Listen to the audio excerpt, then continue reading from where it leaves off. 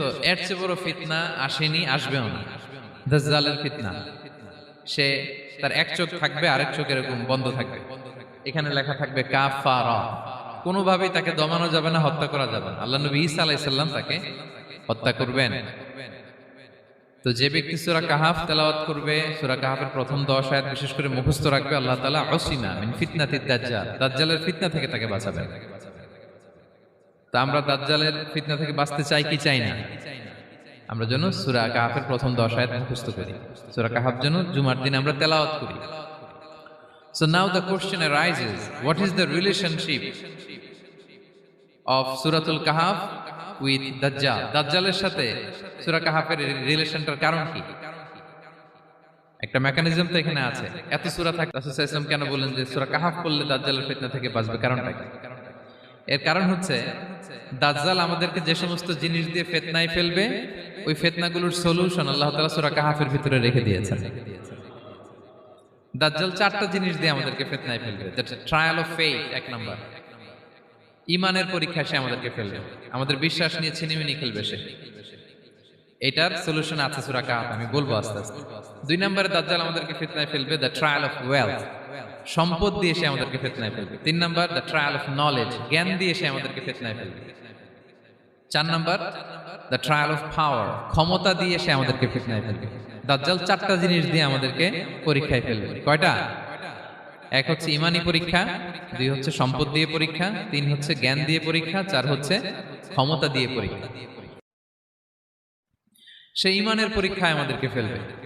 সে এসে বলবে আমি তোমার রব, এবং এটা প্রমাণ করার জন্য যা যা দরকার আল্লাহ তাআলা তাকে সব দিবেন। সে সব করতে পারবে। সে বলবে আমি তোমার রব। যদি বিশ্বাস না হয়, তোমার বাবাকে যদি জীবিত করে বিশ্বাস করবে? অনেকে বলবে হ্যাঁ আমার আব্বাকে জীবিত করে দেখান। তো তার বাবাকে ঠিকই সে জীবিত করে ফেলবে। আসলে শয়তান তার বাবার সুরাত নিয়ে সামনে দাঁড়াবে। আরে তাই তো, এটাই তো আমার বাবা, এটাই তো আমার দাদা। মানুষ ফিতনায় পড়ে যাবে, ঈমানের ফিতনায়। সে ভাববে আসলে এটাই বোধহয় আমার রব, এবং তাকে এত ক্ষমতা দেয়া হবে, তার ডান দিকে থাকবে জান্নাত, বাঁ দিকে জাহান্নাম। তার কাছে আল্লাহ এটা দিবে। যে তার কথা শুনবে তাকে সে জান্নাতে ঢুকাবে, কিন্তু জান্নাতে ঢুকে সে জাহান্নামের শাস্তি ভোগ করবে। এটা তার বাইরের মানুষ বুঝবে না, অ্যাপারেন্টলি এটা জান্নাত। আর যে তাকে মানবে না তাকে সে জাহান্নামে ফেলবে, কিন্তু জাহান্নামে ঢুকলেও সে জান্নাতের নাজ নেয়ামত ভোগ করবে। তাহলে এই যে ঈমানের ফিতনায় সে ফেলে দিবে আমাদেরকে। তো ঈমান কি করে বাঁচাবো, এটার সলিউশন আমি শোনাবো আপনাদের। 2 নম্বরে সে আমাদেরকে সম্পদ দিয়ে ফিতনায় ফেলবে। যার যা লাগবে সে তাই দিতে পারবে, যা লাগবে।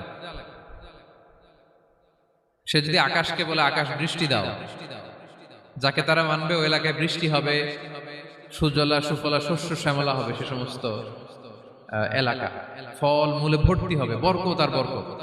আর যে এলাকার লোকেরা, জনপদের লোকেরা তাকে মানবে না, সে বলবে ওখানে বৃষ্টি হবে না, হবেও না। ওখানে খরা, দুর্ভিক্ষ, মাটি ফেটে চলছে, মানুষ না খেয়ে মরবে, মহামারী, দুর্ভিক্ষ দেখা দেবে। তখন বিশ্ববাসী মনে করবে এটাই বোধহয় আমাদের রব। তার মানে সম্পদ দিয়ে ফিতনায় ফেলে দিবে। 3 নম্বর হচ্ছে নলেজ, তার জ্ঞানের কাছে গোটা বিশ্ব হার মানবে। পূর্বের পরের যত জ্ঞান আছে সব আল্লাহ তাকে দিবে। ইলমুল আউয়ালিন ওয়াল আখিরিন, এমন কোন প্রশ্ন নেই যেটা দিয়ে তাকে আটকানো যায়। যাই জিজ্ঞেস করবেন সব জানতা, সব বলে দেয়। ভবিষ্যৎবাণী বলে দিবে, বলবে আগামীকাল ওইখানে অমুক দেশে বোমা বিস্ফোরণ হবে, হবে ওইখানে, ওখানে দুর্ভিক্ষ হবে, হবে, ভূমিকম্প হবে, হবে। সে যা বলবে তাই হবে। তার জ্ঞানের এই বহর দেখে মানুষ ফিতনায় পড়ে যাবে। 4 নম্বর হচ্ছে দ্য ট্রায়াল অফ পাওয়ার, ক্ষমতা। তার ক্ষমতার সামনে সবকিছু একেবারে ছিন্ন বিচ্ছিন্ন হয়ে যাবে, এত ক্ষমতা হবে তার। সে যেমনটি বলবে তেমনটি করতে হবে। বাতাসের চেয়ে দ্রুত বেগে সে এক দেশ থেকে আরেক দেশে চলে যাবে। তো তার এই সমস্ত অলৌকিক ক্ষমতা দেখে মানুষ ফিতনায় পড়ে যাবে। এবং এই ফিতনা, এই পরীক্ষার মুহূর্তগুলোতে মানুষ কিভাবে নিজেকে ধরে রাখবে তার সলিউশন আল্লাহ তাআলা সূরা কাহফে দিয়েছেন। এই 4টা ফিতনা থেকে বাঁচার জন্য আল্লাহ সূরা কাহফে 4টা ঘটনা উল্লেখ করেছেন। কয়টা? 1 নাম্বার হচ্ছে আসহাবে কাহফ, যুবকদের ঘটনা, 7 জন যুবকদের ঘটনা। ঈমান কি করে বাঁচাবেন, সলিউশন ওখানে। সম্পদের ফিতনা থেকে কিভাবে নিজেকে বাঁচাবেন, এজন্য একজন বাগানওয়ালার ঘটনা আল্লাহ সেখানে বলেছেন। জ্ঞানের ফিতনা থেকে কি করে বাঁচবেন, এজন্য আল্লাহ তাআলা মুসা আলাইহিস সালাম এবং খিজির আলাইহিস সালামের ঘটনা সেখানে উল্লেখ করেছেন। আর ক্ষমতার ফিতনা থেকে কি করে বাঁচবেন এটা বোঝানোর জন্য আল্লাহ তাআলা যুলকারনাইনের ঘটনা উল্লেখ করেছেন। চারটা ফিতনা থেকে বাঁচার জন্য কয়টা ঘটনা? চারটা ঘটনা। আমরা তাহলে একটা একটা করে ঘটনা শুনি, আমরা একটু উদ্ধার করার চেষ্টা করি যে কি কি সলিউশন আল্লাহ তাআলা আমাদের বাতলে দিলেন। এক নম্বর হচ্ছে আসহাবে কাহাফের ঘটনা। এটা 250 খ্রিস্টাব্দের সময়কালে রোমান সাম্রাজ্যের একজন বাদশা ছিল, নাম দাকিয়ানুস। প্রতাপশালী বাদশা, পৌত্তলিক, মূর্তির পূজা করে। ঈসা আলাইহিস সালাম বিদায় নিয়েছেন 250 বছর হলো। তো সব নবীর ধর্মই কিন্তু ইসলাম, যদিও আমরা নাসারা বলি, ইহুদি বলি, সব নবীদের ধর্মই কি ইসলাম। তো তিনি ছিলেন পৌত্তলিক, মূর্তির পূজা করত। আর তার এলাকায় কেউ যদি ঈসা আলাইহিস সালামের নাম নিত, আখিরাতে বিশ্বাস করত, আল্লাহ বিশ্বাস করত, তাদেরকে তারা পাথর মেরে হত্যা করত। এজন্য ভয়ে কেউ ঈসাই ধর্মে ঈমান আনতো না, মানে ইসলামে ঈমান আনতো না। এই রাজার ভয়ে সবাই মূর্তির পূজা করত। কিন্তু 7 জন যুবক ছিল, তারা স্রোতে গা ভাসিয়ে দেয়নি, স্রোতের বিপরীতে তারা ঈমান নিয়ে দাঁড়িয়েছে। তারা ঈসা আলাইহিস সালামের রেখে যাওয়া সত্য ধর্মের উপর ঈমান এনেছিল, আখিরাতে তারা বিশ্বাস করত। তো এই 7 জন যুবকের কথা ছড়াতে ছড়াতে রাজা দাকিয়ানুসের কাছে চলে যায়। উনি তো রেগে মেগে আগুন, ডেকে পাঠালো 7 জনকে। তো তাদেরকে জিজ্ঞেস করলো, তোমরা কাকে মানো? বলতেছে এক আল্লাহকে মানি। সাহসী, খুবই সাহসী। বলতেছে তুমি কি জানো তোমরা কার সামনে কথা বলতেছো? আমি তো তোমাদেরকে মৃত্যুদণ্ড দিতে পারি। তারা বলে দেন, কিন্তু আমরা সব বিসর্জন দিলেও ঈমান বিসর্জন দিতে পারবো না। সুবহানাল্লাহ। তিনি বললেন, তোমরা যুবক মানুষ, রক্ত গরম, আবেগে কথা বলতেছো, 3 দিন সময় দিলাম, যাও, ঈসার নাম ভুলে যাও, আখিরাত ভুলে যাও, আল্লাহর নাম ভুলে যাও। 3 দিন পরে তোমাদেরকে আবার ইন্টারভিউ নেব। ওই দিন যদি একই কথা বলো, পাথর মেরে 7 জনকে দুনিয়া থেকে উড়িয়ে দেব। তারা চলে গেল। এবার 7 বন্ধু মিলে পরামর্শ করতে লাগলো, কি করতে পারি আমরা, এই গুণে ধরা সমাজকে আমরা কিভাবে বাঁচাবো, এই পৌত্তলিকতার ছোবল থেকে এই ইফসিস নগরীকে বাঁচাবো কি করে। নগরীটার নাম ছিল ইফসিস নগরী। বর্তমানে এটা তুরস্কের ইজমির শহরে অবস্থিত। এখনো জায়গাটা প্রত্নতাত্ত্বিকদের ওই ইয়েতে এটা সংরক্ষিত, এখনো টুরিস্টরা যায়। তো তারা বলল, আমরা ঈমান বিসর্জন দিব না, যদি আমরা ওদের কথা মেনে নেই আমরা তো মুশরিক হয়ে গেলাম, চলো আমরা এক কাজ করি, আমরা এলাকা ছেড়ে দিই। এই 7 যুবক আল্লাহর উপর ভরসা করে তারা বাড়ি ঘর আত্মীয় স্বজন সব ছেড়ে দিয়ে, লোকালয় ছেড়ে দূরে একটা পাহাড়ের ভেতরে আশ্রয় নিল। পাহাড়ের ভেতরে একটা গুহা ছিল, এই গুহা কি আরবিতে বলে আল কাহাফ। কি বলে? এই সূরার নাম কি? সূরাতুল কাহাফ। তো তাদের সাথে সাথে একটা কুকুরও যাচ্ছিল। তারা বারবার তাড়িয়ে দেওয়ার চেষ্টা করতেছিল কুকুরটাকে, যাতে না যায়, কিন্তু এই কুকুর শুধু কান্না করে তাদের সাথে যাওয়ার জন্য, ঘেউ ঘেউ করতেছিল। এই কুকুরটাকেও সাথে নিল। ভালো মানুষদের সাথে থাকলে কি হয় দেখেন, এই কুকুরের কথা, যেহেতু 7 জন ইমানদারের সাথে একটা কুকুর ছিল, এই কুকুরের কথা আল্লাহ সূরাতুল কাহাফে উল্লেখ করে দিয়েছেন। ওয়া কালবুহুম বাসিতুন যিরাআইহি বিল ওয়াসি। তো তারা ভিতরে গেল, যে প্রচন্ড ক্লান্ত, তারা ঘুমিয়ে পড়ল। কি করলো? এই এক ঘুমে আল্লাহ 309 বছর কাটায় দিলেন। কয়শো 9 বছর? 9 বছর ঘুম, সব ঘুম, প্রচন্ড ঘুম, ঘুম যেন আর কাটে না। 309 বছর পরে এরা জাগলো। এখন খুব ক্ষুধা, ঘুমে আর মোর ভাঙতেছে। আর একজন জিজ্ঞেস করতেছে, কি লম্বা সময় ঘুম দিলাম কোথায় আমরা? একজন বলতেছে, হ্যাঁ মনে সারাদিনই ঘুমাইছি আমরা। আরেকজন বলতেছে, না না সারাদিন না, দিনের কিছু অংশ হয়তো ঘুমাইছি। আসলে কয় বছর ঘুমাইছে? 309 বছর। তো এদিকে সভ্যতার তো চেঞ্জ। এখানে ওই দাকিয়ানুস মরে, এর ছেলে মরে, এর নাতি মরে, পুতি মরে, এখন 6ষ্ঠ নম্বর রাজা আসছে। প্রজন্মের পর প্রজন্ম তো শেষ। 309 বছরে কমপক্ষে 4-5টা জেনারেশন চেঞ্জ হবে। তো জেনারেশন চেঞ্জ হয়ে, এলাকা চেঞ্জ হয়ে, তারা যে স্বপ্ন দেখেছিল এই ইফসিস নগরীতে কালিমার পতাকা উঠবে, তাদের স্বপ্ন আল্লাহ বাস্তবায়ন করেছেন। 309 বছরের ব্যবধানে এই এলাকার সবাই মুসলিম হয়ে গেছে। আল্লাহ চাইছিলেন ওদেরকে দেখাবে এটা, ওদের স্বপ্নটা যে বাস্তবায়ন হয়েছে এটা দেখাবে। তো ঘুম থেকে উঠছে, একজনকে তারা বললো যে লুকায় লুকায় চাদর মুড়ি দিয়ে কিছু রুটি নিয়ে আসো বাজার থেকে, যাতে তোমাকে না চিনে। চাদর মুড়ি দিয়ে যাও। কিছু পয়সা ছিল, মুদ্রা দিয়ে দিস। তো সে যে যখন দোকানদারের কাছ থেকে রুটি নিয়েছে আর মুদ্রা দিছে, দোকানদার বলে, এই মুদ্রা কোথা থেকে আসলো? 309 বছর আগে মালয়েশিয়াতে রিঙ্গিট ছিল কিনা জানি না, যেভাবে ওরা ট্রানজাকশন করতে পারছে যেটা ছিল, ওইটা যদি এখন কেউ দেয় রাধুনী বিলাসে খাবার পাওয়া যাবে? হ্যাঁ, তো রুটিওয়ালা বলে তুমি বর্তমান সময়ের মুদ্রা দাও, এটা দিচ্ছ কেন? বলতেছে এটা তো বর্তমান সময়ের মুদ্রা। বলতেছে এই যে মুদ্রার মধ্যে দেখো কোন সালের সিল দেওয়া, এটা তো শত শত বছর আগে। বলতেছে কি বলে শত বছর আগে? আমি তো আজকে সকালেই বাজার করলাম, ওই বাজার করে যে টাকাগুলো ছিল ওইটাই তো পকেটে। বলতেছে বলে কি, নিশ্চয়ই তুমি গুপ্তধনের সন্ধান পেয়েছো, হিডেন ট্রেজার। বলো, মানে তার সাথে এদের কথাবার্তা কিছু মিলতেছে না। পরে তাকে ধরে ওই সময়কার রাজার কাছে নিয়ে গেছে। ওই রাজা আবার মুসলিম, সবাই মুসলিম তো হয়। সে যা বলে এরাও কেউ বিশ্বাস করে না, এরাও যা বলে এও বিশ্বাস করে না। আর এলাকা এর বাড়ি ঘর আসবে কোত্থেকে? এর নাতি পুতি যা আছে 5-6 পুরুষ তো মরে সবাই কবরে।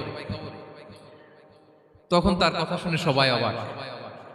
তো এটা মিলানোর জন্য তারা 309 বছর আগের দাকিয়ানুস বাদশার সরকারি যে নথিপত্র, ওই পুরাতন ছিঁড়া নথিপত্র তারা বের করলো। বের করে দেখে ঠিকই দাকিয়ানুস নামে এক বাদশা ছিল, আর অনেক শত শত বছর আগে মোস্ট ওয়ান্টেড 7 জন যুবক ছিল, যাদের ব্যাপারে পরে সবাই মিলে তাকে সহ ওই গুহায় গেল। গুহায় যাওয়ার পরে সে বাকিদেরকে ডাকতে গুহার ভিতরে ঢুকলো। আল্লাহ তাআলা 7 জনকে ওইখানে মৃত্যু দিয়ে দিলেন। চিরকালের জন্য এই 7 জন ঘুমায় পড়লো। আর এলাকাবাসী রাজা সহ ওইখানে তারা একটা মসজিদ নির্মাণ করলো। This is the story of আসহাবে কাহাফ। তো এলাকাবাসী যদিও মুসলিম হয়েছিল, কিন্তু আখিরাতের ব্যাপারে তাদের একটা সন্দেহ ছিল যে আসলে মানুষ মরার পরে কি আবার জীবিত হবে? মৃত্যুবরণ করার পরে আবার মানুষ জীবিত হবে? তাদের মনের মধ্যে একটা সন্দেহ ছিল যে আসলে মারা গেলে মানুষ আবার উঠতে পারে। তো তাদের এই সন্দেহ দূর করার জন্য আল্লাহ তাআলা এই 7 জনকে 309 বছর ঘুম পাড়িয়ে আবার জীবিত করলেন। সুবহানাল্লাহ বিহামদিহি। তাহলে ঈমান কিভাবে বাঁচাতে হয় এটার প্রেরণা আমরা এই 7 যুবকের কাছ থেকে পাই। এখানে যেটা আমরা শিখি প্রিয় ভাইরা, 1 নম্বর লেসন হচ্ছে আমাদের গুড কোম্পানি লাগবে, রাইটাস পিপল, মানে আমাদের সার্কেলটা ভালো হইতে হবে। তাদের 7 জনের সার্কেলটা খুব ভালো ছিল, ফলে তারা বিপথে যায় না, এবং তারা এমন শক্ত সিদ্ধান্ত নিয়েছে যে আল্লাহ তাআলা সেটাতে বরকত দিয়েছেন, গোটা সমাজকে আল্লাহ তাআলা চেঞ্জ করে দিয়েছেন। এটা হচ্ছে 1 নম্বর লেসন। আপনি ঈমান বাঁচাতে হলে আপনার সার্কেল ভালো লাগবে। খুঁজবেন যে এলাকায় যাবেন ওখানে নামাজি সার্কেল কারা আছে, ওখানে জ্ঞানী গুণী সার্কেল কারা আছে, ওখানে ভালো কাজ করতে চায়, একে অপরকে সহযোগিতা করে, কল্যাণের পথের যাত্রী কারা আছে খুঁজতে হবে আপনাকে। খুঁজে ওই সার্কেলে আপনি যুক্ত হবে, তাইলে ঈমান বাঁচানো যাবে। ক্লিয়ার? 2 নাম্বার হচ্ছে conflict between believers and disbelievers it's universal. সত্য মিথ্যার লড়াই এটা চিরন্তন, আজীবন থাকবে। এটা ওনাদেরও ছিল, এখনো আমাদের লড়াই করে যেতে হচ্ছে, আমাদের ভবিষ্যৎ প্রজন্মও করবে। এই লড়াইটা আমরা করে যেতে চাই। কি বলেন? হ্যাঁ, থামা যাবে না? আমরা থামতে আসি নাই, আমরা এই লড়াইটা করে যাব, আমরা সত্যের কথা বলেই যাব ইনশাআল্লাহ। বলেন। 3 নাম্বার হচ্ছে যে লেসনটা আমরা পাই, অনেকগুলো লেসন, আমি খুব প্রেসাইজলি বলতেছি।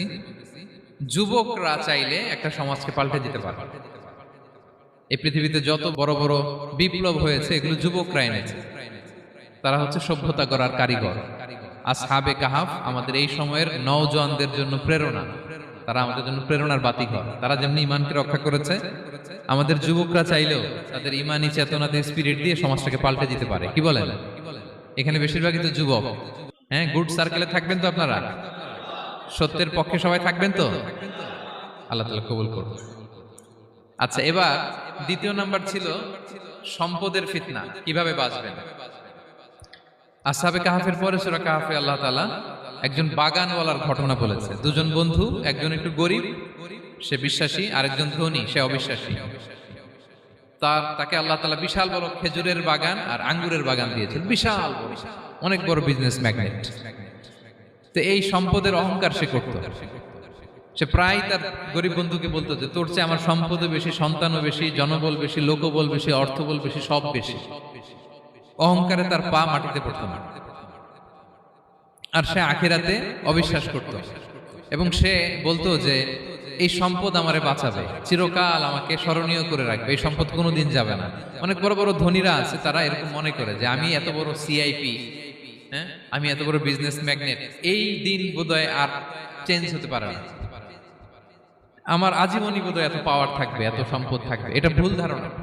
এটা কি ভুল ধারণা। এই যে তুরস্কে দুর্ভিক্ষ হইল না, আপনারা দেখছেন না যে অনেক সম্পদের মালিক বাড়ি ঘর ভেঙে রাস্তার ফকির। এখন ওই যে রিফিউজিদের জন্য যে খাবার আসছে ওখানে লাইনে দাঁড়াইছে, কারণ এখন লাইনে না দাঁড়ালে খাবারও তো মিলবে না। 1000 কোটি টাকার মালিক ছিল, ভেঙে চুরে সব শেষ। এখন রিলিফের নেওয়ার জন্য দুস্থদের কাতারে ওখানে দাঁড়াইছে, কারণ দাঁড়াইলেই কিছু খাবার পাওয়া যাবে, খিচুড়ি পাওয়া যাবে, তা না হলে তো খাবারটাও মিলবে না। এই যে বঙ্গবাজারে আগুন লাগলো আমাদের বাংলাদেশে, 20টা-25টা দোকান ছিল অনেকের যাদের অন্যান্য বিজনেস আছে তারা হয়তো সার্ভাইভ করতে পারতেছে, কিন্তু এমন অনেক ব্যবসায়ী ছিল সব শেষ, জ্বলে পুড়ে তার টাকা পয়সা পুঁজি স্বপ্ন সব শেষ। তো ধনীকে গরিব বানাতে আল্লাহর 1 সেকেন্ডও লাগে না। ওই বিশাল প্রাসাদ থেকে টেনে ভাঙ্গা থালা হাতে দিয়ে রাস্তায় নামাইতে আল্লাহর কয় সেকেন্ড লাগে বলেন তো? 1 সেকেন্ডও লাগে না। সো এই লেসনটা কিন্তু আমাদের নিতে হবে। এবং ওই ব্যক্তির নসিবে তাই ঘটেছিল, সে যখন অহংকার করতেছিল আল্লাহ তাআলা আকাশ থেকে হুসবান একটা আগুন পাঠালো। ওই আগুন এসে তার আঙ্গুরের বাগান, তার খেজুরের বাগান, বিশাল মাইলকে মাইল এই বাগান জ্বালিয়ে পুরো মুহূর্তের মধ্যে সারখার করে, এবং মুহূর্তের মধ্যে সে পথের ভিখারি ফকির। এই ঘটনাটা এনে আল্লাহ তাআলা সম্পদশালীদেরকে রিমাইন্ডার দিলেন যে এই সম্পদের ফিতনায় তোমরা পড়ে যেও না। আমরা সম্পদশালী হলে বাস্তবতা অনেক সময় ভুলে যাই। সূরাতুল হুমাজাতে আল্লাহ তাআলা বলেন ইয়াহসাবু আন্না মালাহু আখলাদা, সম্পদশালীরা মনে করে এই সম্পদ আমাকে চিরকাল বাঁচিয়ে রাখবে, চিরকাল বোধহয় এই সম্পদ আমার হাতে থাকবে। না, এটা হাতের ময়লা, আজ আছে কাল নাই, যে কোনো সময় চলে যেতে পারে। এটা হচ্ছে ম্যাটেরিয়ালিস্টিক আউটলুক, বস্তুবাদী চিন্তা থেকে এই আমাদের ধনী ভাইদের এই সমস্যাটা হয়। ভোগবাদী চিন্তার প্রভাব আর কি। সম্পদ যখন হাতে থাকে ধরাকে সরাজ্ঞান করে, মনে করে যে সবই আমার কন্ট্রোলে। না, আপনারে ওই গরিবের কাতারে আনতে, ওই রিলিফের সম্পদ নেয়ার জন্য ওই লাইনে দাঁড় করাইতে আল্লাহর 1 সেকেন্ডও লাগে না। এটা খেয়াল রাখতে হবে। আমরা যখন প্রাইভেট কারে চড়ি মাঝে মাঝে অনেকে এসে হাত পাতে, এদেরকে ছোট করা যাবে না। গল্পটা আল্লাহ ভিন্ন করতে আল্লাহর 1 সেকেন্ডও লাগে না। ওইদিকে আমি দাঁড়ায় হাত পাততাম আর উনি প্রাইভেট কারে বসে থাকতো। আল্লাহ চাইলে এরকম করতে পারতেন না? পারতেন। সো এখান থেকে আমাদের জন্য শিক্ষা হচ্ছে সম্পদ এটা ক্ষণস্থায়ী, আজ আছে কাল নাই। এটা ক্ষণস্থায়ী, এটাকে এভারলাস্টিং মনে করা যাবে না। এভারলাস্টিং হচ্ছে আখিরাত। ওয়ালাল আখিরাতু খায়রুল লাকা মিনাল উলা, আখিরাত তোমার জন্য দুনিয়ার চেয়ে শ্রেষ্ঠ। এবং আল্লাহ তাআলা দৃষ্টান্ত একটা দিয়েছেন যে দুনিয়ার জীবনটা হচ্ছে কামা, ওই পানির মতো যেটা আনজালনাহু মিনাস সামা, আকাশ থেকে নাজিল করেছি। ওই পানি ক্ষেতের মধ্যে পড়ে ফসল ফুল ফসল হয়েছে, এরপরে যখন ফসল কাটা হয় ওই ক্ষেত খামার এগুলো তৃণলতা হয়ে যায়, ভুসির মতো হয়ে যায়। তখন বাতাসের ঝাপটায় একবার এদিকে যায় একবার ওদিকে যায়। অনেক লম্বা উপমা, আমি সংক্ষেপে বললাম। তো শেষ আউটপুটটা হচ্ছে এটা, সম্পদ এটা মুহূর্তেই চলে যেতে পারে।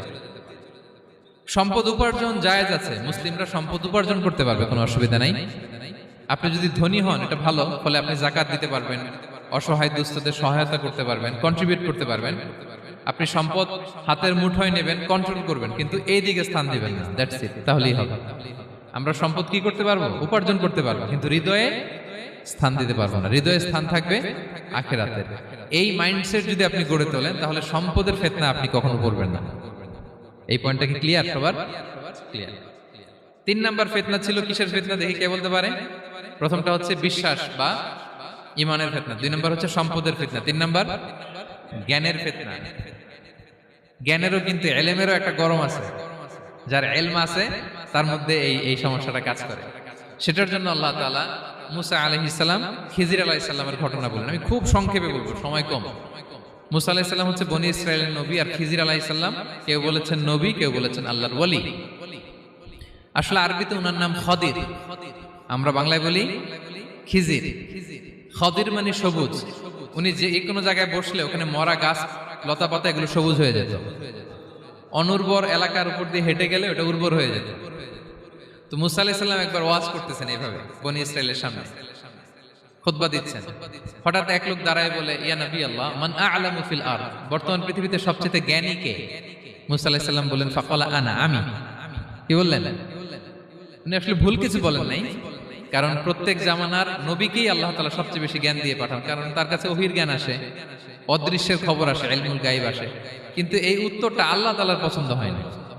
আল্লাহ তাআলা চাচ্ছিলেন মুসা যদি বলতো আল্লাহ তাআলাই জানে কে জ্ঞানী বা আল্লাহই সবচেয়ে জ্ঞানী, এরকম হলে ভালো হতো। কিন্তু মুসা আলাইহিস সালাম কি বলছে? আমি। এখন প্রশ্ন করলো সবচেয়ে বড় জ্ঞানী কে? উনি কি বললেন? আমি। এই যে আমি এটাতে ঝামেলা আছে। আমি বড়, আমি জানি, আমি সব, দিস ইজ প্রবলেমেটিক। আল্লাহ এটা পছন্দ করলেন না। আল্লাহ তাআলা মুসা আলাইহিস সালামকে বললেন, মুসা তুমি যে বলছো তুমি জ্ঞানী, না তুমি জ্ঞানী না, তোমার চেয়ে বড় জ্ঞানী আছে। মুসা আলাইহিস সালাম বলে তাই নাকি, আমার চেয়ে বড় জ্ঞানী কে? তো আল্লাহ তাআলা বললেন, ইযহাব ইলা মাজমাইল বাহরাইন, দুই সাগর বা দুই নদীর মিলনস্থলে যাও, ওখানে আমার এক বান্দা আছে তোমার চেয়েও জ্ঞানী। মুসা আলাইহিস সালাম বললেন তাই নাকি? তো আল্লাহ আমি কিভাবে চিনব, উনি কোথায় থাকে কিভাবে বুঝবো? আল্লাহ বললেন একটা বড় মাছ নাও, এটাকে ফ্রাই করো, এটাকে ফ্রাই করে একটা ঝুড়ির ভেতরে নাও, যেখানে এই মাছটা সাগরে ঢুকে যাবে ওখানে আমার বান্দাকে পাবে। তো উনি ওনার সহযোগী ইউশা ইবনে নুনকে নিয়ে হাঁটতে লাগলেন। হাঁটতে হাঁটতে এক জায়গায় ক্লান্ত হয়ে পাথরের পাশে বিশ্রাম নিলেন। ওই পাথর থেকে আবার এক ধরনের পানি বের হয়, এই পানিটারে বলে আবে হায়াতের পানি, মা উল হায়াত, জীবন নদীর পানি। এই পানি কোনো মৃত প্রাণী বা বস্তুর গায়ে লাগলে ওটা জীবিত হয়ে যায়। তো ওনারা পাথরে হেলান দিয়ে বিশ্রাম নিচ্ছিলেন, ওই পানি ওই ফ্রাই করা মাছের গায়ে লাগার সাথে সাথে মাছ জীবিত হয়ে ঝুড়ি থেকে বের হয়ে সাগরে ঢুকে গেছে। ওনারা আর খেয়াল করেন না। এরপর আবার হাঁটতে লাগলেন। হাঁটতে হাঁটতে যখন ক্লান্ত শ্রান্ত, তখন বলে এই ইউশা আমাদের ওই মাছ ফ্রাই মাছটা দাও, এখন খাই। ঝুড়ি খুলে দেখে মাছ নাই। মাছ গেল কোথায়? তখন ইউশা বলল হয়তো আমরা যে পাথরের ওখানে বিশ্রাম নিয়েছিলাম ওখানে আমরা মিসিং, ওখানে হারাই ফেলছি। চলো চলো, আরে ওইদিকে তো যাইতে হবে আমাদের। উনি গেলেন, যে দেখে মাছ যে জীবিত হয়ে বালুর এদিকে নাড়াচাড়া করতে করতে সাগরে ঢুকে গেছে, ওখানে দাগ আছে। মুসা আলাইহিস সালাম ঢুকলেন সুরঙ্গ, ঢুকে দেখে চাদর গায়ে দিয়ে এক লোক শুয়ে আছে। সালাম দিলেন, আসসালামু আলাইকুম। ওই লোক চাদর আর সরায় না, ভিতর থেকে বলতেছে ওয়ালাইকুম আসসালাম। তো চাদরের ভিতর থেকে উনি বলে মান আন, তুমি কে? মুসা আলাইহিস সালাম বললেন আনা মুসা, আমি মুসা। উনি বলেন মুসা বনি ইসরাইল, বনি ইসরাইলের মুসা? বললেন হ্যাঁ। কেন এসেছো? এবার চাদর খুললেন, বলতেছে আপনার কাছ থেকে কিছু শিখতে আসছি। আল্লাহ বলছে আপনি নাকি সবচেয়ে বড় জ্ঞানী। আমি ভুল করে বলে ফেলছিলাম আমি, আল্লাহ বলছেন যে আপনি নাকি জ্ঞানী। বলতেছে না, তুমি আমার জ্ঞান নিতে পারবে না, ওই ধৈর্য শক্তি তোমার নাই। মুসা আলাইহিস সালাম বললেন যে আপনি যে কোনো শর্তে আমাকে একটু রাখেন কয়েকদিন আপনার সাথে, আমি রাজি। বললেন না তুমি পারবে না। মুসা আলাইহিস সালাম জোর করতে লাগলেন। অবশেষে খিদির আলাইহিস সালাম রাজি হলেন। বললেন শর্ত হচ্ছে আমি যাই করি আর না করি আমাকে কোনো প্রশ্ন করা যাবে না। মুসা আলাইহিস সালাম বললেন ওকে। সফর শুরু হলো। সামনে নদী, এক লোক তাদের নৌকা দিয়ে নদী পার করায় দিল। নদী পারাপারের পর খিজির আলাইহিস সালাম লাঠি দিয়ে নৌকার তলাটা ছিদ্র করে দিলেন। মুসা আলাইহিস সালাম বললেন ইন্না লিল্লাহি, এটা আপনি কি করলেন? ওরা আমাদেরকে নদী পার করে দিল, আর যে ভাড়াটা আসছিল এটাও নিল না, আমাদেরকে সম্মান দেখালো, আপনি নৌকা ছিদ্র করে দিলেন। খিজির আলাইহিস সালাম বলছে এই যে আমি বলছিলাম না তুমি ধৈর্য ধারণ করতে পারবে না, যাও তোমার রাস্তায় তুমি, আমার রাস্তায় আমি। মুসা আলাইহিস সালাম আবার ক্ষমা চাচ্ছেন যে আপনি আমার ক্ষমা করেন, আমি তো ভুলে গেছি, আর প্রশ্ন করবেন না। চলতে লাগলেন। হঠাৎ বাচ্চারা খেলতেছে, এক বাচ্চাকে ধরে হত্যা করলেন খিজির আলাইহিস সালাম। এবার তো মুসা আলাইহিস সালাম রেগে গেছে, আপনি করলেনটা কি? একটা নিষ্পাপ ফুলের মতো শিশুকে হত্যা করলেন। খিজির আলাইহিস সালাম বলে এই যে আমি জানতাম যে তুমি ধৈর্য ধারণ করতে পারবে না, তোমার রাস্তা এক, আমার রাস্তা এক, যাও। এবার মুসা আলাইহিস সালাম করজোর করতেছে যে this is the last chance, একটা ফাইনাল চান্স দেন, একটা সুযোগ দেন, আর আমি প্রশ্ন করব না, এটাই লাস্ট। বলেন ওকে ঠিক আছে। হাঁটতে হাঁটতে এক ইহুদি বসতির সামনে যে হাজির, দুজনই খুব ক্ষুধার্ত, খাবার চাইলো, এরা আবার কৃপণ, খাবার দিল না। তো খিজির আলাইহিস সালাম বললেন ঠিক আছে, খাবার যেটা দিচ্ছেন আমরা চলে যাই। যাওয়ার পথে দেখতেছে এই এলাকার একটা দেয়াল ভেঙে পড়ে যাবে। তিনি বললেন মুসা চলো এটা ঠিক করে দেই। দুইজন মিলে প্রচন্ড ক্ষুধায় এটা সেটা এনে দেয়ালটা তৈরি করতেছে। মুসা আলাইহিস সালাম তো এমনিই রাগী, পেটে আবার ক্ষুধা, আবার বলছে কিছু বলাও যাবে না। তিনি এবার আর প্রশ্ন করেন, বলতেছে ওরা এত কিপটামি করলো আর আপনি এটা করে দিলেন, আপনি তো চাইলে এটা টাকা নিতে পারতেন, পারিশ্রমিক নিতে পারতেন চাইলে। এই কথা বলার পর খিজির আলাইহিস সালাম বললেন হাদা ফিরাকু বাইনি ওয়া বাইনি, এখানেই তোমার আর আমার সেপারেশন, আর সামনে আগানো যাবে না, তোমার কোনো ধৈর্যই নেই। তো এতটুকু তোমাকে আমি বলি যে আমি একটাও আল্লাহর আদেশ ছাড়া করি নাই, আল্লাহর আদেশে আমি করেছি। কি? এক নম্বর হচ্ছে ওই যে আমাদের ভাড়া নিতে চাইলো না, আমাদেরকে পার করে দিল, নৌকাটা ছিদ্র করেছি কারণ এই এলাকায় একজন জালিম বাদশাহ আছে, সে নৌকা পেলেই গরিব মাঝিদের নৌকা সিজ করে নিয়ে যায়। তো এটাকে যখন তলায় ছিদ্র করে দিছি, এই রাজার লোকেরা এসে দেখবে যে এটা তলা ছিদ্র, তো পানি ঢুকতেছে, এটা আর নিবে না। ওরা পরে সামহাও এটা রিপেয়ার করে চালাইতে পারবে। মুসা আলাইহিস সালাম বলে সুবহানাল্লাহ, তাই তো, এটা তো আমি বুঝতে পারি নাই। আর ওই ছোট শিশুটাকে হত্যা করছি, ও অনেক বড় জালিম হবে এলাকা, তার ফিতনায় এলাকাবাসী তটস্থ থাকবে, সে তার মা বাবাকেও জাহান্নামে নেবে। এজন্য আল্লাহ তাআলা আদেশ দিয়েছেন আমাকে, আল্লাহর আদেশে আমি তাকে হত্যা করেছি। মুসা আলাইহিস সালাম বললেন তাই তো, এটা তো অনেক ভালো কাজ করছেন। তাইলে তো বলতেছে তাহলে ওইটা বলেন, খাবারও দিল না, এত কৃপণ, এদের দেয়াল কেন ঠিক করতে গেলেন আপনি? তখন তিনি বললেন যে আসলে এটা একটা ইয়াতিমদের ঘর ছিল, দুইটা ইয়াতিম শিশু, তাদের বাবা মা খুব ভালো ছিল, আর এই দেয়ালের নিচে আছে গুপ্তধন, এই দেয়ালটা পড়ে যাবে, এই গুপ্তধন তারা ছোট মানুষ নিতে পারবে না, এলাকাবাসী তাদেরকে বঞ্চিত করে নিয়ে যাবে। আমি দেয়াল গড়ে দিলাম যাতে করে তারা যখন প্রাপ্তবয়স্ক হয় নিজেদের সম্পদ নিজেরা বুঝে নিতে পারে। সুবহানাল্লাহ বিহামদিহি। মুসা আলাইহিস সালাম বলে তাই তো, এগুলো তো আমি বুঝতে পারি নাই। তো এই ছিল খুব সংক্ষিপ্ত পরিসরে মুসা আলাইহিস সালাম খিজির আলাইহিস সালামের ঘটনা। তো রাসূল সাল্লাল্লাহু আলাইহি ওয়াসাল্লাম বুখারীতে একটা চমৎকার কথা বলেছেন, তিনি বলেছিলেন ওয়াদিদনা আন্না মুসা সাবার হাত্তা ইউকাসসা আলাইনা মিন আমরিহিমা। রাসূল সাল্লাল্লাহু আলাইহি ওয়াসাল্লাম বলেছিলেন, ইস, আমার ভাই মুসা যদি আরেকটু ধৈর্য ধরতো তাহলে আরো কিছু অজানা তথ্য আমরা জানতে পারতাম। এখান থেকে, এই ঘটনা থেকে আমরা কি শিখলাম? প্রথম যেটা আমরা শিখলাম, জ্ঞান নিয়ে বড়াই করতে নেই, ঠিক কিনা? জানার কোনো শেষ নেই, জাননেওয়ালার উপরও জাননেওয়ালা আছে, জ্ঞানীর উপরও জ্ঞানী আছে। আপনি কিছু জেনেই মনে করবেন না আমি সব জানি। আপনার চাইতেও বেশি জ্ঞানী অনেকে আছে, অনেক সময় বক্তার চাইতেও শ্রোতারা অনেক জ্ঞানী। হয়তো এখানে এমন অনেক জ্ঞানী লোক আছে যার ধারে কাছেও আমরা কেউ নেই, হতে পারে। সো আমি সব জানি, এটা ভুল, এটা শয়তান বলে। এটা কে বলে? শয়তান বলে। আবু নাওয়াস একটা কবিতা লিখেছেন, ওয়াকুল লিমান ইয়াদঈ ফিল ইলমি ফালসাফাতান হাবাসতা শাইআন ওয়া গাবাত আনকা আশিয়াউ। কেউ যদি বলে আমি সব জানি, তুমি তাকে বৃদ্ধাঙ্গুলি দেখিয়ে বলো আপনি কিছুই জানেন না, আপনি অল্প কিছু জেনেছেন, জানার এখনো অনেক বাকি। তাহলে মুসা আলাইহিস সালামের এই ঘটনা জিজ্ঞেস করা হলো কে জ্ঞানী, উনি বললেন আমি জ্ঞানী। এরকম কি আমরা কখনো বলবো? না। সবচাইতে বড় জ্ঞানী কে? ওয়া ফাওকা কুল্লি যী ইলমিন আলিম। সবচাইতে বড় জ্ঞানী আল্লাহ তাআলা। সো জ্ঞান নিয়ে আমরা অহংকার করব না। দুই নম্বর যে শিক্ষাটা আমরা পাই, ওই যে নৌকা দিয়ে পারাপার হচ্ছিল, তখন একটা চড়ুই পাখি এসে সাগরের মধ্যে মুখ দিয়েছিল।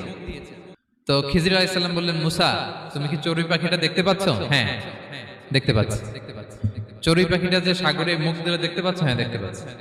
তখন খিজির আলাইহিস সালাম বললেন, চড়ুই পাখিটা সাগরে মুখ দিয়ে পানি খাওয়ার পরে চড়ুই পাখির ঠোঁটে বা চঞ্চুতে যতটুকু পানি লেগে আছে, এই পানিটা হচ্ছে তোমার, আমার এবং মহাবিশ্বের আমাদের সকলের জ্ঞান। আর এই মহাসাগরের সকল পানি হচ্ছে আল্লাহ তাআলার জ্ঞান। আল্লাহ তাআলা বলেছেন, ওমা উতিতুম মিনাল ইলমি ইল্লা কালিলা। আমি তোমাদেরকে একেবারে অল্প জ্ঞান দিয়েছি, একেবারে অল্প। এই রহস্যে ঘেরা এই মহাবিশ্বের অনেক কিছু আমাদের অজানা। প্রিয় ভাইরা, আমরা অনেক কিছু জানি না, আমাদের এই লিমিটেড নলেজ এগুলো ধরে না, তারপর আমরা জ্ঞানের বড়াই করি। আপনারা উপমাটা বুঝতে পারছেন? একটা নৌকা থেকে চড়ুই পাখি ঠোঁট দিয়ে পানি খাচ্ছে, পানি খাওয়ার পরে স্বভাবতই চড়ুই পাখির ঠোঁটে একটু পানি তো লাগবে। খিজির বললেন যে এই পানিটা হচ্ছে তোমার, আমার, পৃথিবীর সবার জ্ঞান, আর এই সাগরের বাকি পানিগুলো কার জ্ঞান? এবার বুঝতে পারছেন আল্লাহ তাআলার জ্ঞানের পরিধি। আমরা জ্ঞান নিয়ে যেন কখনো কি না করি, বড়াই না করি। জ্ঞান দুই ধরনের, একটা বাহ্যিক জ্ঞান, একটা অন্তর্নিহিত জ্ঞান। External knowledge, internal knowledge. আমরা যখন কোরআন হাদিস পড়ি আমাদের বাহ্যিক জ্ঞান অর্জন হয়। কোরআন হাদিস পড়লেই আপনি জ্ঞানী হয়ে যান। এটা কোরআন হাদিস পড়তে হয়, এটা ডাইজেস্ট করতে হয়, এটার উপর আমল করতে হয়। এই জ্ঞান অর্জন শেষে এরপরে আল্লাহর প্রিয় বান্দাদেরকে আল্লাহ অন্তরে ইলমের নূর দেন, ইলহাম দেন। That is the knowledge, that is the pure knowledge. আপনি হাফেজে কোরআন হয়ে ভাবেন না আপনি সব জানেন, আপনি বুখারী মুখস্থ করে ভাবেন না সব জানেন। এই সব জ্ঞান অর্জন করার পরে ইলমের নূর হাসিল হয়, সেটা আল্লাহ সবারে দেয় না।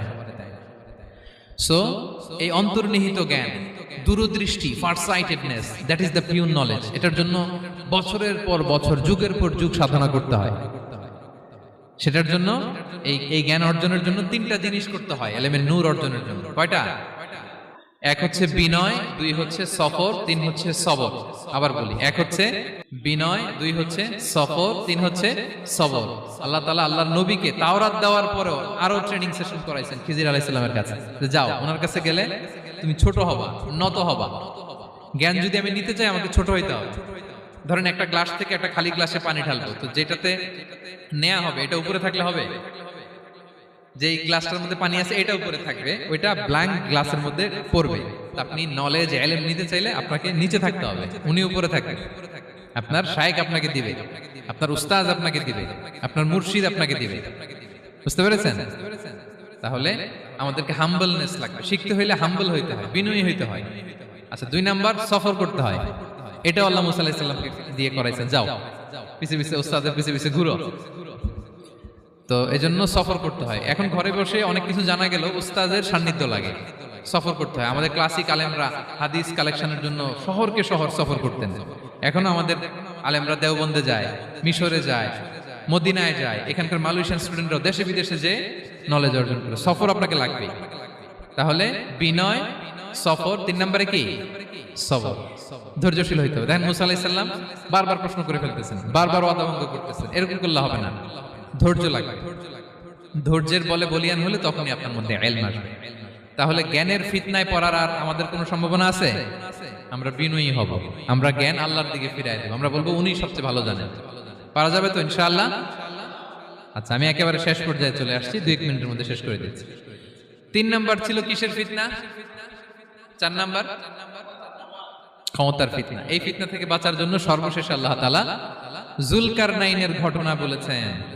অনেক বড় বাদশা ছিলেন, পৃথিবীতে 4 জন বাদশা গোটা বিশ্ব শাসন করেছেন। 2 জন কাফির, 2 জন মুমিন। কাফির একজন হচ্ছে নমরুদ, যিনি ইব্রাহিম আলাইহিস সালামকে আগুনে ফেলেছিলেন। আরেকজন হচ্ছে বখতে নাসার, যাকে ইংরেজিতে বলে নেবুচারনেজার দ্য সেকেন্ড, দ্বিতীয় নেবুচারনেজার। তারা কোনো নির্দিষ্ট এরিয়ার বাউন্ডারির বাদশা না, গোটা বিশ্বের বাদশা ছিলেন। এই 2 জন কাফির। আর 2 জন বাদশা ছিলেন গোটা বিশ্বকে শাসন করেছেন, তারা ছিলেন মুমিন। একজন হচ্ছে সুলাইমান আলাইহিস সালাম, আল্লাহর নবী। আরেকজন হচ্ছে যুলকারনাইন, গোটা বিশ্ব শাসন করেছেন, প্রাচ্য থেকে পাশ্চাত্য সব জায়গায় তিনি গিয়েছেন, ইসলামের বাণী প্রচার করেছেন, জালিমদেরকে শায়েস্তা করেছেন। তো এরকম দিক বিদিক তিনি জয় করতেছিলেন। অনেকে যুলকারনাইনকে আলেকজান্ডার দ্য গ্রেটের সাথে গুলিয়ে ফেলে না। ম্যাসিডোনিয়াতে যে আলেকজান্ডার দ্য গ্রেট ছিল, উনি আর যুলকারনাইন এক নন। যুলকারনাইন হচ্ছে আল্লাহ তাআলার প্রিয় একজন বান্দা, অনেক বড় সাহসী বীর পুরুষ ছিলেন, গোটা বিশ্বে ইসলাম প্রচার করেছেন। করতে করতে করতে করতে অনেক বড় ঘটনা, আমি সব শেষের ঘটনাটা বলি। উনি জর্জিয়া, বর্তমান যে জর্জিয়ার তিবলিসি এরিয়া, এখানে এসে একটা এলাকার সন্ধান পেলেন, যারা ওনাকে এসে বলল যে এখানে একটা জঙ্গলি গ্রুপ আছে যাদের নাম ইয়াজুজ মাজুজ, তারা এসে আমাদের উপর হামলা করে। হে যুলকারনাইন, আমরা আপনাকে ট্যাক্স কালেক্ট করে দিচ্ছি, আপনি তাদের মাঝে আর আমাদের মাঝে একটা প্রাচীর তৈরি করে দেন। আপনারা ইয়াজুজ মাজুজের নাম শুনেছেন না?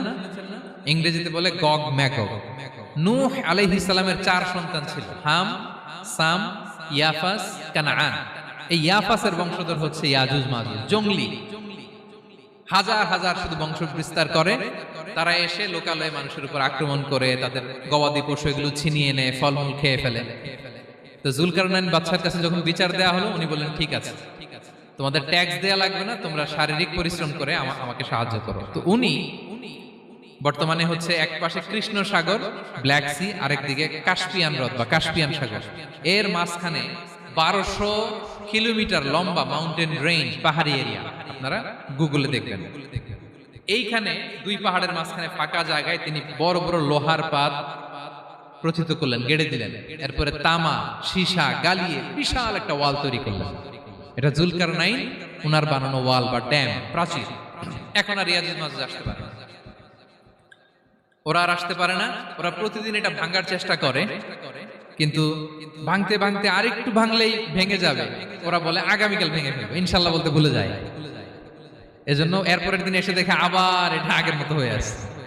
কিয়ামতের আগ দিয়ে ওদের মধ্যে এই ইনশাআল্লাহর প্রেরণা আসবে। তাদের একজন বলে উঠবে, আগামীকাল ইনশাআল্লাহ আমরা এটা ভেঙে খান খান করে দেব, ঠিকই ভেঙে ফেলবে। তখন তারা ভেঙে চুরে কুটি কুটি ইয়াজুজ মাজুজের দল এসে হামলে পড়বে। সামনে পড়বে তাবারিয়া সাগর, একদল এসে তাবারিয়া সাগর এমন ভাবে খাবে, এই দল যাওয়ার পরে আরেক দল এসে এখানে যে সাগরে যে পানি ছিল এটা কল্পনাই করতে পারবে না। তারা পৃথিবীতে ফিতনা ফাসাদ করবে। ঈসা আলাইহিস সালাম তখন আসবেন, দোয়া করবে আল্লাহ তাআলার কাছে মুমিনরা, একটা মহামারী দিবে আল্লাহ তাআলা ইয়াজুজ মাজুজের মধ্যে, ওরা মরে যাবে সব। এরপর বিশাল এক পাখি এসে তাদেরকে আল্লাহর মর্জি মাফিক এমন এক জায়গায় ফেলে আসবে, কেউ জানবে না। তো তো তারা যে পচে গলে মাটির সাথে মিশেছিল, এই গলিত লাশ থেকে মাটি খুব উর্বর হয়ে যাবে। এরপর আল্লাহ তাআলা পৃথিবীর মধ্যে বারাকা দিবেন, কিছু রোপণ করলে তাড়াতাড়ি ফুলে ফেপে বড় বড় ফলমূল হচ্ছে। তো এটা কিয়ামতের আলামতের অন্য কোনো আলোচনায় হয়তো আমরা বলবো। তো যুলকারনাইন তিনি বিশাল এখানে প্রাচীর তৈরি করে দিয়েছিলেন, এবং প্রাচীর তৈরি করে দিয়ে তাদেরকে বলেছিলেন যে যতদিন আল্লাহ তাআলা চাইবেন এটা থাকবে, এবং যেদিন আল্লাহ তাআলার আদেশ আসবে এটা ভেঙে খান খান হয়ে যাবে। তার মানে দেখেন, এত পাওয়ারফুল, এত শক্তিশালী, এত ক্ষমতাধর হওয়ার পরেও তিনি তার ক্ষমতাকে কার দিকে ফিরিয়ে দিয়েছেন? যে আল্লাহ যতদিন চাইবে এই প্রাচীর টিকে থাকবে, যেদিনই আল্লাহ তাআলার আদেশ আসবে এই প্রাচীর ভেঙে খান খান হয়ে যাবে। সো আমরা ক্ষমতার দেখা পেলে, চেয়ার একটা পেলে আমরা যেন জালিম হয়ে না উঠি, এটা হচ্ছে এখান থেকে শিক্ষা। আমরা যেন জুলুম না করি। উনি সম্পদের মালিক ছিলেন, ক্ষমতার মালিক ছিলেন, কিন্তু উনি যে আল্লাহর বান্দা এটা ভুলে যান নাই। আমরা যখন ক্ষমতাশীল হই, আমরা যখন প্রধানমন্ত্রী হই, আমরা যখন প্রেসিডেন্ট হই, আমরা যখন পাওয়ারফুল হই, আমাদের সবচেয়ে বড় পরিচয় যে আমরা আব্দুল্লাহ, আল্লাহর গোলাম, এটা আমরা ভুলে যাই। আমাদের আসল পরিচয় কি? আমরা আল্লাহর গোলাম। আমরা যে আল্লাহর গোলাম, এই চিন্তাটা, এই সেন্সটা যদি আমাদের মাথায় থাকে, তাহলে ক্ষমতা আমাদেরকে দাম্ভিক বানাতে পারে না, আর ওই ক্ষমতা আমাদেরকে ফিতনায়ও ফেলবে না। তাহলে সম্মানিত সুধী, দাজ্জাল কয়টা জিনিস দিয়ে আমাদেরকে ফিতনায় ফেলবে? চারটা। দ্য ট্রায়াল অফ ফেইথ, ইমানের পরীক্ষা; দ্য ট্রায়াল অফ ওয়েলথ, সম্পদ দিয়ে পরীক্ষা; দ্য ট্রায়াল অফ নলেজ, জ্ঞানের পরীক্ষা; দ্য ট্রায়াল অফ পাওয়ার, ক্ষমতার পরীক্ষা। আর ইমানের পরীক্ষায় উত্তরণের জন্য আল্লাহ তাআলা আমাদেরকে এই সূরায় আসহাবে কাহফের ঘটনা শুনিয়েছেন, যে 7 জন যুবক তারা তাদের ইমানকে হেফাজত করেছিল। সম্পদের ফিতনা থেকে বাঁচানোর জন্য আল্লাহ তাআলা আমাদেরকে এক বাগানওয়ালার কাহিনী জানিয়েছেন, যে সম্পদ পেয়ে তোমরা দাম্ভিক হয়ে যাও না, এটা আজ আছে কাল থাকবে না। জ্ঞানের পরীক্ষা থেকে আমাদের মুক্তির জন্য আল্লাহ তাআলা অনেক বড় করে আল্লাহ নবী মুসা আলাইহিস সালাম এবং খিজির আলাইহিস সালামের ঘটনা শুনিয়ে